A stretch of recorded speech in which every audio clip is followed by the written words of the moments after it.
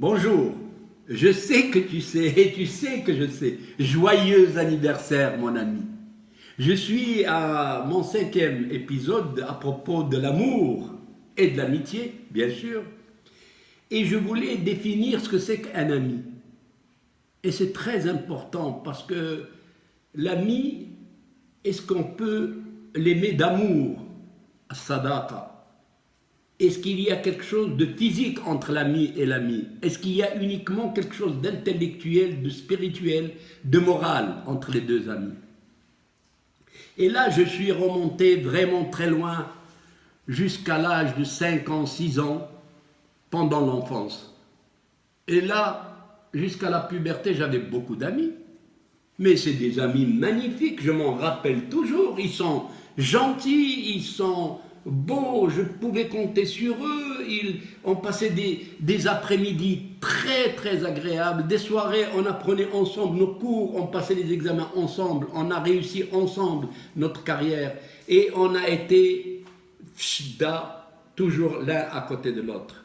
Et puis on allait faire des cinémas, on allait dans les soirées dansantes, et jusqu'à l'après-puberté, cette amitié commençait à s'effilocher. Pourquoi? Parce qu'on commençait à s'intéresser au sexe opposé. C'est normal. On voulait tomber amoureux d'une femme, et puis la femme voulait tomber amoureux du garçon. Et c'était ce moment-là où les amis commençaient à s'envoler. Et le mariage est venu. Et le mariage est venu. Est-ce qu'après le mariage, et j'ai posé la question à plusieurs de mes amis, après le mariage, est-ce qu'on garde les amis? Parce qu'on ne sait pas définir ce que c'est qu'un ami. Wesh, un ami, qu'est-ce que tu attends d'un ami? Voilà. Et qu'est-ce que cet ami va attendre de toi? Et pendant le mariage, je retourne à la chanson d'Enrico Macias.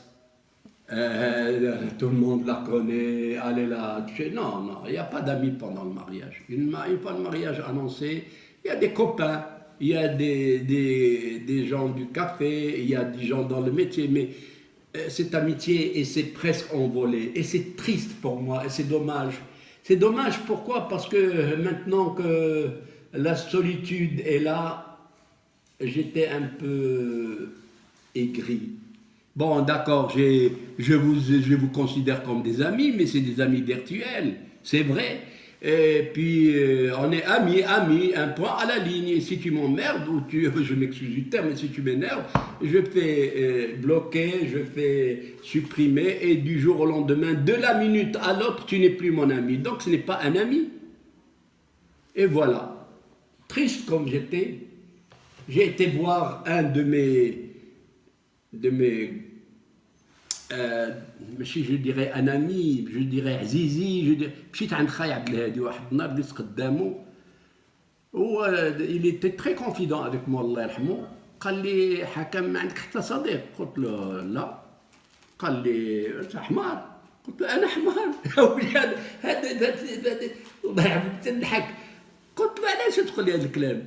قال لي خصك يكون عندك صديق. درت شي واحد الدورة، هو مدابز كان مدابز مع مراته، ما تيهضرش بزاف مع الولاد. قلت له انت عندك شي صاحب؟ قال لي بيان سور j'ai un grand ami qui s'appelle le livre.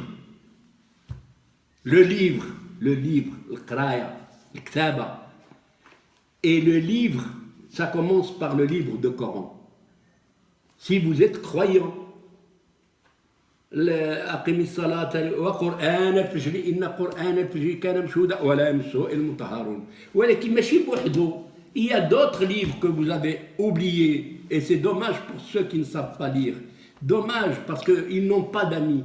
Les livres que vous avez oubliés, ce sont les gadgets du siècle. Si vous savez utiliser Internet, si vous savez rentrer en communication, eh ben, vous avez un ami à qui vous imposez tout, et il vous répond. Et si vous voulez l'énerver, vous le déposez. Vous pouvez le consulter à minuit, à 1h du matin, à 2h du matin. Tiens, c'est un ami fidèle. Il suffit de savoir lire et écrire. Et alors, je suis rentré chez moi. Et je me suis dit, il a quand même raison, mon frère. Et là, j'ai compris que mon seul et unique véritable ami, c'était mon livre de chevet, mon ordinateur, mon PC. Et les autres, ben je vais en parler après. D'accord? Je vous aime, mes amis. Vous êtes mes amis. Et alors là, pour conclure, je dirais, vive les Marocaines et les Marocains, et vive le Maroc!